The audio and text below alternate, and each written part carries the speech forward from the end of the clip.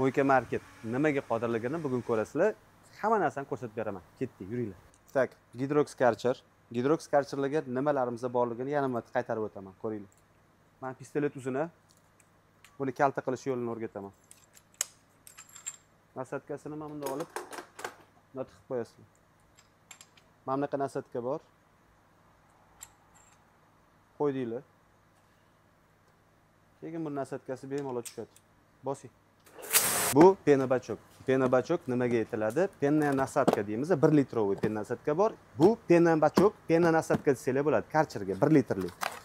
Bu yerda italyanskiy pena bachogimiz bor. Hozir buni sizlarga полный обзоrini qo'yib beraman. Sepishlarini, penani qanaqa quyuq sepishini va ekonom rejimda sepadi bu. Chunki bunda 1 litrli beskontaktimizni 3 ta mashinaga ham yetkazsa bo'ladi. Faqat tez harakat qilish kerak bo'ladi. Beskontakt har bitta mashinaning har bitta burchagiga tegish kerak bo'ladi. Yig'ib bo'ldim. Ichida mana bunaqa yana narsasi chiqadi. Nimaga mana shu narsasi ichida chiqishini kommentariyada birinchi bo'lib yozgan odamga mendan o'zidan bitta premium usta sovg'am bor. Mana shu ichida nima mana shu pena bachok ichida mana shunaqa narsa chiqadi. Nimaga ishlatiladi? Bitta mashinaga 1,5 litr suv solib oldim. Beskontakt o'zi 1 ga 10, 100 grammi 1 litr suvga aralashtiriladi bizada. Endi 1,5 litrga men 50 gram solaman. Bitta mashinaga yetadi, ortiq qolmaydi. Tak. Bu yerda 1000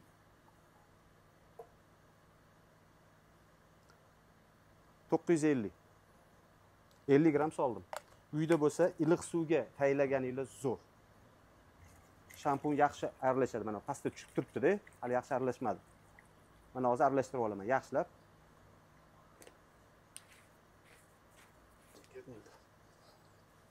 Diapazonni to'g'irlab olamiz. O'ndan chapga, pastdan tepaga qilsa bo'ladi. O'ndan chapgani qo'yaman, diapazonni to'g'irlayman. Pena bachok qo'yamiz. Ha.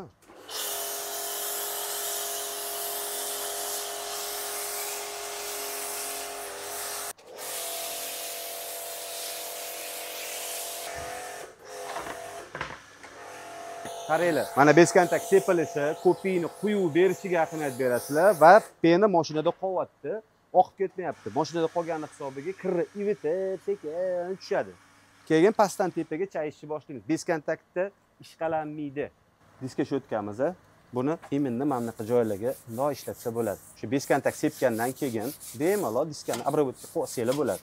Bu cho'tkamiz bo'lsa, brush deb nomlanadi. Bu imminni rezinkalarni ishqalashga ishlatiladi, mana qaranglar.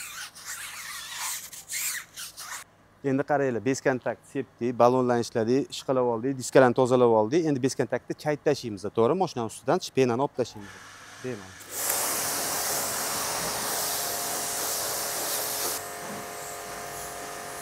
Beskontakt chayib tashlagandan keyin nanoni tayyorlashga yetaman. Bu ham 1,5 litr suv va 50 gram shampun. Bu ham 1 ga 10, 100 gram 1 litr suvga aralashtiriladi. Iliq suvga, lekin ikkita mashinaga yetadi. O'shaning uchun 1,5 litr qilsak, 50 gram bundan solsak, bitta mashinaga yetadi. Keyin buni har bittasini olsanglar, 3 ta faza yuvmoqchi bo'lib, bu mashinalar uzoqroq toza turadi, chang kamroq o'tiradi. 20 marta yuvib olasizlar. 20 ta mo'ykani mana shuni o'pish hisob-kitobini qilsak, bu 70 ming so'm beskontakt, 85 ming so'm nano, 90 ming so'm vosk bizada turadi. Lekin bularning ichida Yevropa siryosi aralashtirilgan bo'ladi. Sifat baribir birinchi o'rinda bo'lishi kerak. Tak, hozir endi aralashtirib ko'rsatib beraman.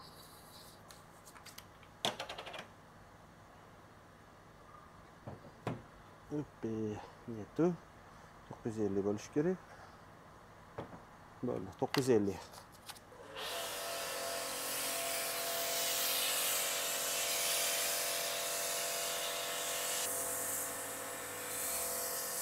Nano sep bo'ldi. Bu makaronka deyiladi. Bu makaronka mashinani chizmasdan, qirmasdan bu 40% lik vosk shampunimizda ham beskontактdan qolgan kislotani neytralizovat qiladi bu. Keyin ichidagi voska bilan vosk sepish uchun mashinani birinchi tayyorlaymiz. Artib, полностью bundoq o'ngga chapga qilib voska tayyorlaymiz. Keyin bundan keyin vosk sepsanglar, shunday yopishadi, mashina shunaqa yaltillab, slankada chayganinglarda suv ustidan shunday tushib, ichi ustida kamroq suv qoladi. Keyin u qotgandan keyin chang o'tirganda, aerodinamika qo'zg'alganda, mashina harakatlanganda shamolda chang uchadigan bo'lib qoladi. O'shaning uchun sizlarning mashinanglar ko'proq toza turishini ta'minlab beradi.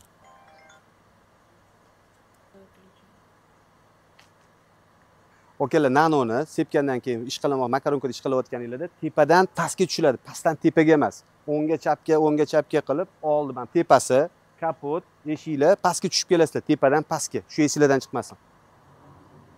Men makaronkani chayishni zo'r bo'ladi. Men plastmassa bor, 3 sm bo'lgani uchun qaranglar. Lifehack.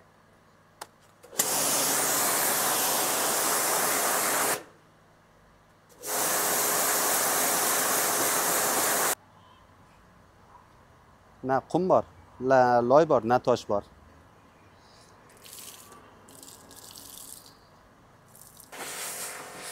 Nimaga gidropopligini aytaymi? Chunki bu shampunimdan bir uje yangi olganim dekabrda olgan bo'lsam, 10 marta, 15-marta yuvayotganim sababiga bu nima deydi, kuchayaveradi bu xususiyati.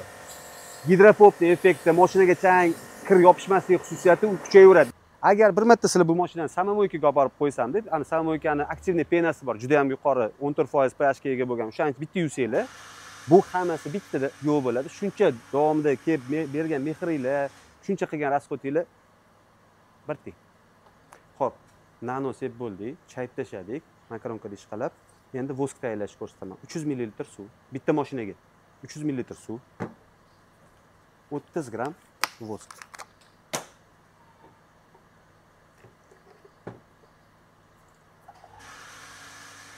O'zim mashinam 50 gram qo'yib qo'ying.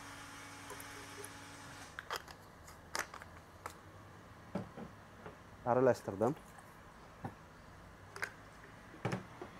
Buni qopqog'ini yopdik.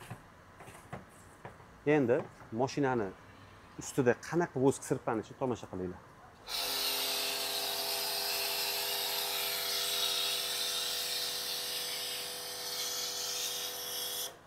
Vosk sepgandan keyin iloji bo'yicha katta bosimli karcherda emas, niskovo давление, oddiy shlankda yoki karcher pistoletni uchun nasatgan yechib tashlab chaysanglar, suv bir-biriga jiplashib, sekin oqib tushib ketganda mashinada kamroq suv qoladi. Bu uyga ham ishlatsa bo'ladi, avtomobilga ham ishlatsa bo'ladi. Sizlar ishlatayotgan delfin lattani originali zamshdan bo'ladi. Bunda qum tosh qolmaydi, chunki qilganinglarda hammasi tushib ketadi. Bu suvni o'ziga zo'r shimadi, siqqaninglarda vaqti suv qolmasdan tushib ketib, bu quruq bo'lib qoladi. Artib tez-tez ishlashga juda qulay. Avtomobilkachilar uchun bitta lifehack esingizda qolsin.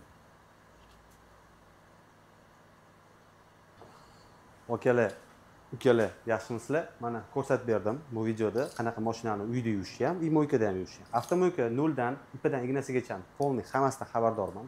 Tushuntirib bera olaman. Оборудованияni yaxshisini yig'ib bera olaman. Sifat, garantiya birinchi o'rinda turadi. Ishonch.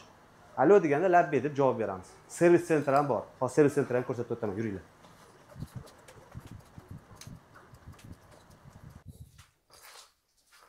Okalar, xormanglar, biza nima sotsak, оборудованияmi yoki polirochniy eksentrik apparatmi, pilisosmi, химческий pilisosmi, hammasini o'zimiz remont qilamiz. O'zim remont qilaman. Ichida ipini danginasigacha nima aybidan bo'lganini tushuntirib bera olaman. Keyin bitta narsa, bu yerda ham kamera qo'yilgan. Bu kamera nimaga qo'yilganligini aytib beraman. Sizlarda shubha tug'ilsa, bir og'iz so'rasanglar, sizlarda nima bo'lganligini, bu kamerada kattalashtirib almashganmiz, apchasizlar yo'qmi? Hamma narsa isbot dalili bilan keyin Telegramda video bilan tushuntirib sizga jo'natib beramiz, bunaqa informatsiya beramiz. Bemalol kelaverasizlar. Sog' bo'linglar.